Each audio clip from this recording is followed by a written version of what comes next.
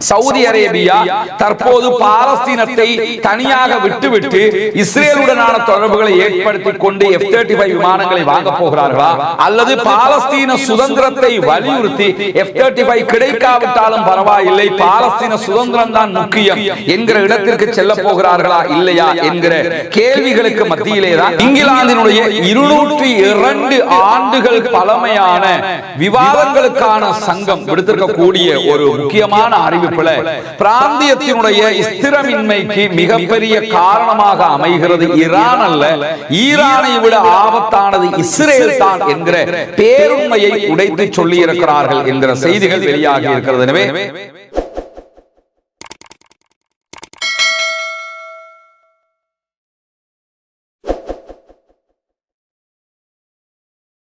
அன்பிற்கினிய சகோதர சகோதரிகளை நம் அனைவர் மீதும் ஏக இறைவனுடைய அமைதியும் கருணையும் உண்டாகட்டுமாக என்கிற உயரிய பிரார்த்தனைகளோடு பாலஸ்தீனத்தினுடைய காசா பகுதிகளில் இஸ்ரேலிய ஆக்கிரமிப்பு ராணுவம் நடத்தி வந்த 2 ஆண்டுகளுக்கு மேலான பயங்கரவாத தாக்குதல்கள் தற்போது முடிவுக்கு வந்து இன்றோடு 37வது நாளாக இருக்கக்கூடிய தருணத்தில் என்னவெல்லாம் நடக்கிறது, பாலஸ்தீனத்தை ஒட்டிய சர்வதேச நிலப்பரப்பிலும் இது தொடர்பில் என்னவெல்லாம் நடக்கிறது என்கிற இன்றைய அப்டேட்டான செய்திகளை தான் நம்ம பார்க்க இருக்கிறோம்.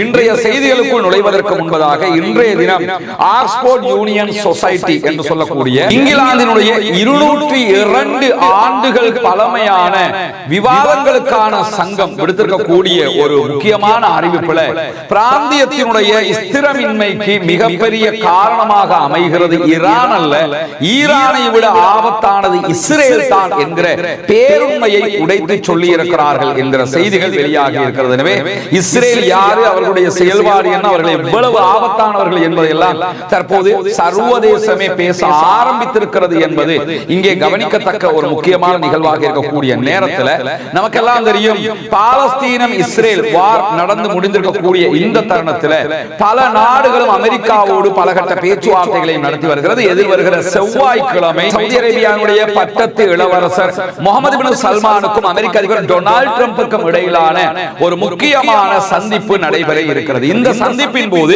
சவுதி அரேபியாவுக்கு அமெரிக்காவுடைய F-35 விமானங்களை வாங்குவதற்கான உரிமையை, அனுமதியை சவுதி அரேபியாவுடைய பட்டத்து இளவரசர் முகமது பின் சல்மான் கேட்பார் என்றும், அப்படி கேட்டால் கொடுப்பதற்கு அமெரிக்கா தயாராக இருக்கிறது என்கிற செய்திகளும் வெளியாகி கொண்டிருக்கிறது. அது தொடர்பான உச்சகட்ட பேச்சுவார்த்தைகள் ராஜதந்திர ரீதியாக 2 நாடுகளும் செய்து கொண்டிருக்கின்றன என்கிற செய்திகளுக்கு மத்தியில் இது தொடர்பாக இஸ்ரேலிடத்தில் அமெரிக்கா கருத்து கேட்ட நிலையில சவுதி அரேபியா இஸ்ரேலோடு ராஜ்ய தொடர்புகளை ஏற்றுக்கொள்வதற்கு, இஸ்ரேலை தனிநாடாக அங்கீகரிப்பதற்கு UAE, பஹ்ரைன், மொரோக்கோ மாதிரி விரைவாக இஸ்ரேலை ஏற்றுக்கொள்ள முடியும் என்கிற பட்சத்தில் F-35 விமானங்களை சவுதிக்கு விற்பதற்கு அனுமதி கொடுக்கலாம் என்கிற கருத்தை இஸ்ரேலும் வழிமொழிந்திருக்கிறது என்கிற செய்திகள் வெளியாகி இருக்கிறது.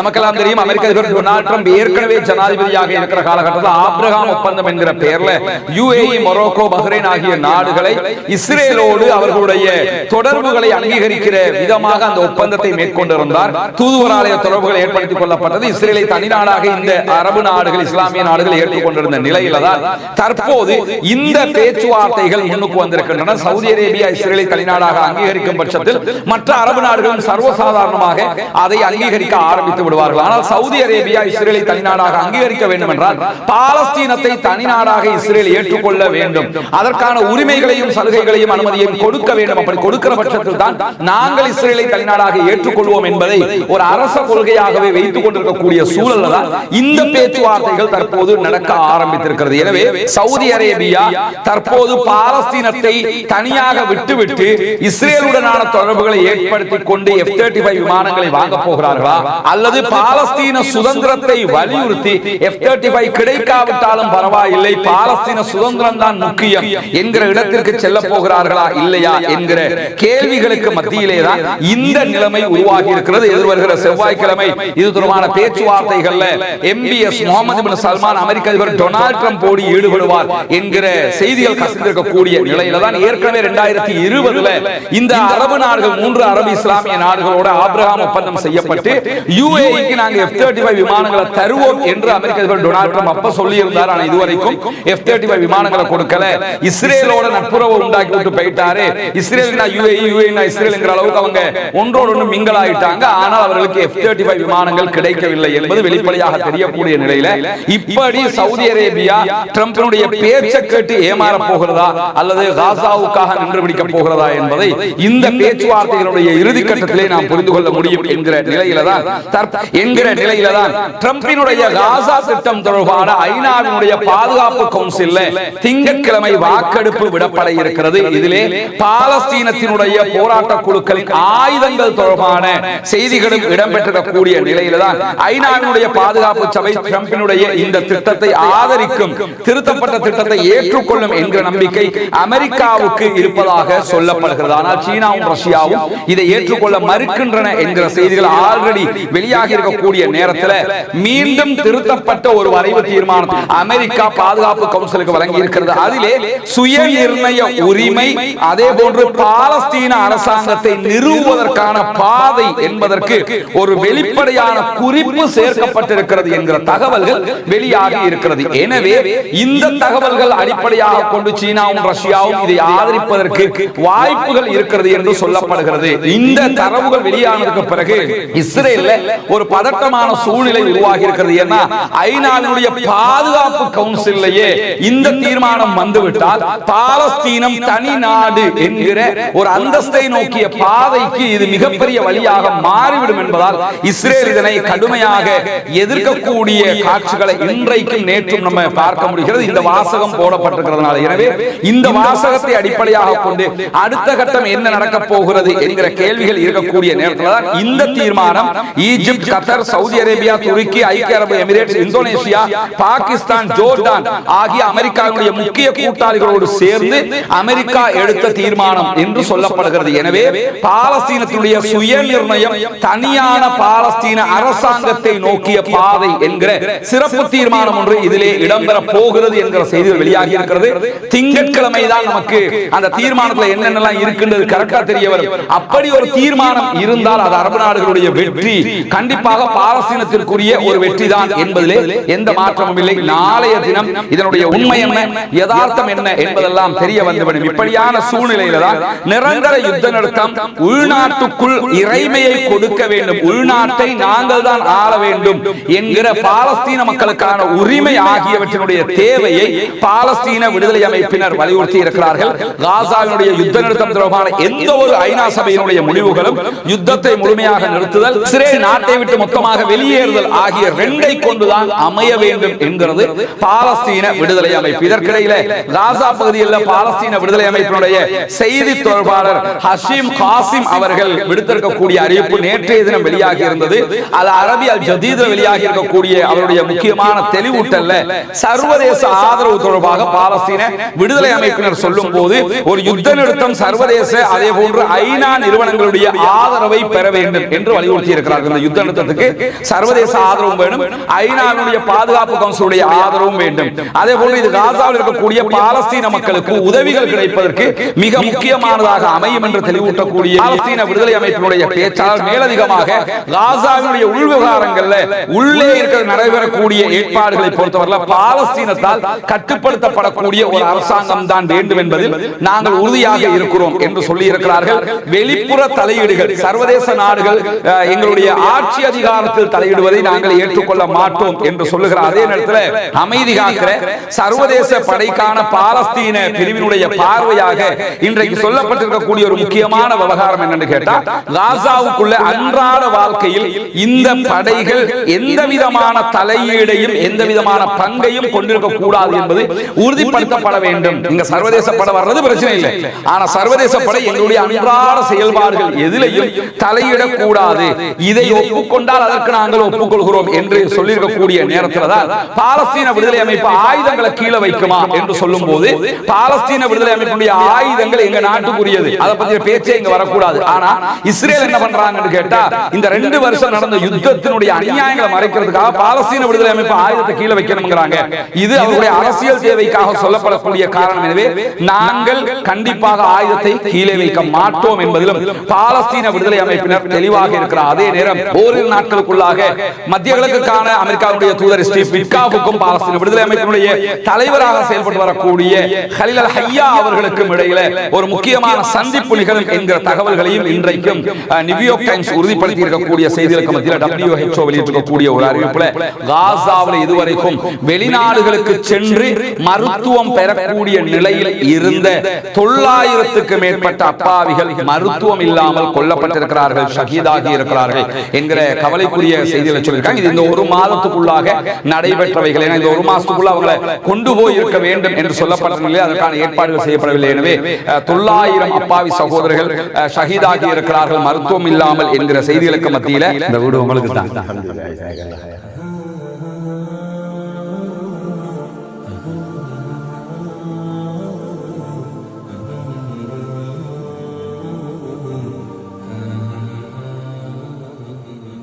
இதுக்கு நிறைய சகோதரர்கள் உதவி பண்ணியிருக்கிறாங்கம்மா. உள்நாட்டில் வெளிநாட்டில் எல்லா பகுதிகளில் இருந்து நாங்கள் யூடியூப்ல பலஸ்டைனை பற்றி பேசுகிற நேரத்தில் அதுக்கு இடையில இந்த விளம்பரத்தை பண்ணித்தான் எடுத்து வந்து இந்த வீட்டுகளை நம்ம பண்றோம். சரியா?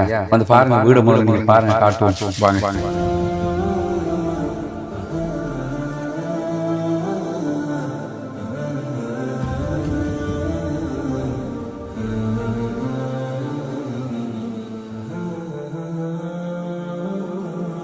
உதவி செஞ்சாங்க. என்ன சொல்ல விரும்புறீங்க? அல்ஹம்துலில்லாஹ், துஆ செய்யுங்க அவங்களுக்காக. நிறைய சகோதரர்கள் இதுக்கு 100 ரூபாய், 150 ரூபாய், 500 ரூபாய், 1000 ரூபாய் இப்படி எல்லாம் சேர்த்து தான் நம்ம இதை செஞ்சுக்கிட்டு இருக்கிறோம். இன்னும் 9 வீடு கட்ட வேண்டி இருக்குது. எல்லாமே இப்படித்தான் செய்யறோம். எந்த ஒன்றும் அப்படி மொத்தமா ஒரு காசை கொண்டு வச்சு நாங்க செய்யற. தலைவருக்கு தெரியும், பள்ளி தலைவருக்கு இவங்களோட ஒத்துழைப்போடு தான் இவ்வளவு வேலைகளுக்கும் ஃபுல்லா இவங்க தான் ஒத்துழைச்சு. இவங்களுக்காகவும் நீங்க துஆ செய்யுங்க இன்ஷா அல்லாஹ். இன்னும் 9 வீடுகள் கட்டி இருக்குது, அவங்களுக்காகவும் துஆ செய்யுங்க. சரியா? தொழுகை, நோன்பு அதுகளை எல்லாம் ரொம்ப கடைப்பிடிச்சு கொள்ளணும். மார்க்க விஷயங்கள் தானே.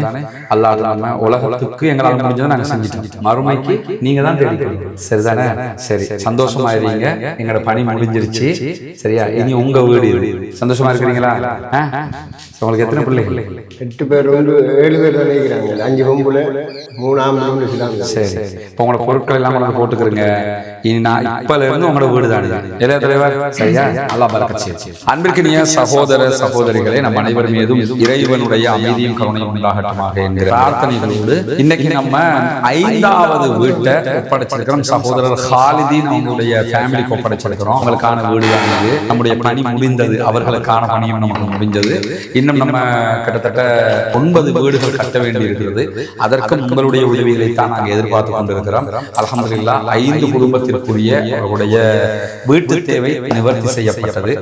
ரொம்ப மகிழ்ச்சியான தருணம். அத்தனை பேரும் எங்களுக்காகவும் அனைவருக்காகவும் பிரார்த்தனை செய்வோம். பாலஸ்தீன விடுதலை அமைப்பும் அதே போன்று அமெரிக்காவினுடைய மத்திய கிழக்குக்கான தூதர் ஸ்டீவ் விட்காவும் சந்திப்பது எங்களுக்கு மிக பெரும் கவலையை தருகிறது. அந்த சந்திப்பு நடக்கக்கூடாது என்று சொல்லி இஸ்ரேல் அறிவிப்பை விடுத்திருக்கக்கூடியதை நம்ம பார்க்க முடிகிறது. அதே நேரத்தில் இந்த ஐநாவினுடைய தீர்மானத்தில் பாலஸ்தீனத்திற்கான சுயநிர்ணயம், அதே போன்று பாலஸ்தீனத்துக்கான தனியான சுதந்திரமான அரசு உருவாக்குவதற்கான பாதை என்கிற வார்த்தை குறிப்பிடப்பட்டிருப்பதனால இன்றைக்கு இஸ்ரேலுடைய தேசிய பாதுகாப்பு அமைச்சர் இத்தாமர் பென்-கிவிர் இதனை எதிர்த்து உடனடியாக பெஞ்சமின் நெதன்யாகு தன்னுடைய நிலையை தெரிவிக்க வேண்டும் என்று கோரிக்கை விடுத்திருக்கிறார். அதே போன்று இஸ்ரேலுடைய பாதுகாப்பு அமைச்சர் இஸ்ரேலி காட்ஸ் சொல்லுகிற நேரத்தில் பாலஸ்தீன தனிநாடு என்றொன்றை நாங்கள் ஏற்றுக்கொள்ளவே முடியாது, இந்த தீர்மானத்தை நீங்க கொண்டு வரக்கூடாது என்கிற செய்திகளையும் சொல்லியிருக்கக்கூடிய நேரத்தில் தான் மேலதிகமாக இஸ்ரேல் இன்றைக்கு ஒரு கோரிக்கையை விடுத்திருக்கிறது. அந்த கோரிக்கையில சர்வதேச படைகள் காசாவுக்குள் வருகிற போது இந்த படைகள் எப்படி செயல்பட வேண்டும் என்று நாங்கள் விரும்புகிறோம் என்பது அவங்க சொல்றாங்க. எப்படி செயல்படலாம் என்று கேட்டா, படைக்கான ஆணை ஐநா சாசனத்தின்படி அமைந்திருக்க வேண்டும் என்று இஸ்ரேல் கோரிக்கை விடுத்திருக்கிறது. படைக்கு பொதுமக்களை பாதுகாக்கிற பலத்தை பயன்படுத்த அதிகாரம் வழங்கப்பட வேண்டும் என்கிற கோரிக்கை விடுக்கப்பட்டிருக்கு. மூணாவதாக என்ன சொல்றாங்கன்னு கேட்டா, இந்த ஆயுதமேந்திய குழுக்கள், அதாவது பாலஸ்தீன விடுதலை அமைப்பினர் இருக்காங்களா இல்லையா, இந்த ஆயுதமேந்திய குழுக்களுடைய ஆயுதங்களை இல்லாமல் ஆக்குகிற பலத்தை பயன்படுத்துவதற்கு சர்வதேச படைகளுக்கு அனுமதி கொடுக்க வேண்டும். அதாவது நாங்க சண்டை பிடிச்சி பலஸ்தீன போர்சஸ் எங்களால் அழிக்க முடியாம போயிடுச்சு, இன்டர்நேஷனல் போர்சஸ் வர்றீங்கல்ல, அவங்க என்ன பண்ணணும் கேட்டா இவங்களோட சண்டை பிடிச்சி ஆயுதத்தை இல்லாமல் ஆக்கணும் அப்படின்னு சொல்லி கோரிக்கை விடுத்திருக்கிறார்கள் என்கிற செய்திகள் வெளியாகிட்டு. ஆனால் இது தொடர்பாக இதுவரைக்கும் பெஞ்சமின் நெதன்யாகு எந்த கருத்துக்களையும் சொல்லாத நிலையில தான் இந்த செய்திகள் வெளியாகி இருக்கக்கூடிய நிலையில காசாவுல இருந்து சவுத் ஆப்பிரிக்காவுக்கு நேற்றைய தினம் 130க்கும் மேற்பட்டவர்கள் திடீரென போய் இறங்கினாங்க. சவுத் ஆப்பிரிக்காவுடைய அதிபர் விசேட அனுமதியின் பேரில் அவங்களை உள்ள எடுத்தாங்க. ஆனா அவங்களுக்கு சவுத் ஆப்பிரிக்காவுக்கு வருவதற்கான விசா பெறப்பட்டிருக்கவில்லை, அவங்களுக்கு பாஸ்போர்ட் வசதிகள் இல்லை, இப்படி ஒண்ணுமே இல்லாம திடீரென்று போனாங்க. ஆனா பலஸ்டைன் மக்கள்ங்கிறதுக்காக அவர் உள்ள எடுத்தார். ஆனால் இன்றைக்கு அது தொடர்பாக வெளியாக இருக்கக்கூடிய செய்திகள்ல இந்த செயல்பாடுகளுக்கு பின்னாடி இஸ்ரேலுடைய சில ஏஜென்சிகள் இயங்குகிறதோ என்கிற சந்தேகங்கள் வலுப்பெறுவதான செய்திகள் வெளியாகி இருக்கிறது. குறிப்பாக இந்த சகோதரர்களை ஏற்றிக்கொண்டு சென்ற விமானத்தினுடைய செயல்பாடுகள், அதே போன்று இவங்களை கலெக்ட் பண்ணி ஏற்றிக்கிட்டு போறதுக்கான ஏற்பாடுகள் எல்லாம் அல் மஜித் ஐரோப்பா என்கிற ஒரு அமைப்பு தான் செய்திருக்கிறார்கள். இது பதிவு செய்யப்படாத ஒரு அமைப்பு. ஆனால் இவர்களுக்கும் இஸ்ரேலிய ஆக்கிரமிப்பு ராணுவத்திற்கும் இடையில நெருங்கிய தொடர்புகள் பேணப்படுவதாக சொல்லப்படுகிற நிலையில ஆயிரக்கணக்கான டாலர்கள் இவர்களுக்கு கிடைத்திருக்கலாம். அந்த டாலர்களுக்காக வேண்டி காசாவினுடைய மக்களை இப்படி அவங்க ஏற்றிக்கிட்டு சவுத் ஆப்பிரிக்காவில் கொண்டு இறக்கி இருக்கிறாங்க. சவுத் ஆப்பிரிக்கா அவங்களை உள்ள எடுத்துருச்சு, அது வேற. ஆனால் இது சட்டவிரோதமாக செயல்பட்ட ஒரு காரியம். குறிப்பாக சவுத் ஆப்பிரிக்கா இவர்களை உள்ளே எடுக்காவிட்டால் காசாவுக்காக பேசிய காசா மக்களை உள்ள எடுக்க மாட்டேங்கிறீங்க என்கிற ஒரு அவப்பெயரை சவுத் ஆப்பிரிக்காவுக்கு பெற்றுக் கொடுப்பதற்காக இஸ்ரேல் செய்த சூழ்ச்சியாக இருக்கலாம் என்கிற செய்திகளும் இன்றைக்கு வெளியாகி இருப்பதை நம்ம பார்க்க முடியும். பொறுத்திருந்து பார்ப்போம் என்னவெல்லாம் நடக்கிறது என்பதை. தொடர்ந்து யுத்த நிறுத்த மீறல்களில் இஸ்ரேல் ஈடுபட்டுக் கொண்டே வருகிறது. இன்றைக்கு 3 அப்பாவி சகோதரர்கள் காசாவிலே இஸ்ரேலிய ஆக்கிரமிப்பு ராணுவத்தால் தாக்கப்பட்டிருக்கிறார்கள், கொலை செய்யப்பட்டிருக்கிறார்கள் என்கிற நிலையில பாலஸ்தீன விடுதலை போராட்ட அமைப்புகள் இந்த சமாதான நிலைப்பாடுகளை சரிவர கடைபிடித்து வருகிறார்கள் என்பதையும் பார்க்க முடியும். அடுத்தடுத்த நாட்களில் என்னவெல்லாம் நடக்கிறது என்பதை உங்களோடு பகிர்ந்து கொள்வதற்கு தயாராக இருக்கிறோம். பாலஸ்தீனம் வெற்றி பெற வேண்டும், பாலஸ்தீனம் சுதந்திரம் அடைய வேண்டும், பாலஸ்தீன மக்களும் நம்மை போன்ற நிம்மதியானவர்களாக மாற வேண்டும், வாழ வேண்டும் என்கிற உயரிய பிரார்த்தனைகளோடு பாலஸ்தீன அப்பாவிகளுக்காக தொடர்ந்தும் ஜனநாயக ரீதியாக குரல் எழுப்ப மறந்து விடாதீர்கள். வாஹிர் தஅவானா அல்ஹம்துலில்லாஹி ரப்பில் ஆலமீன்.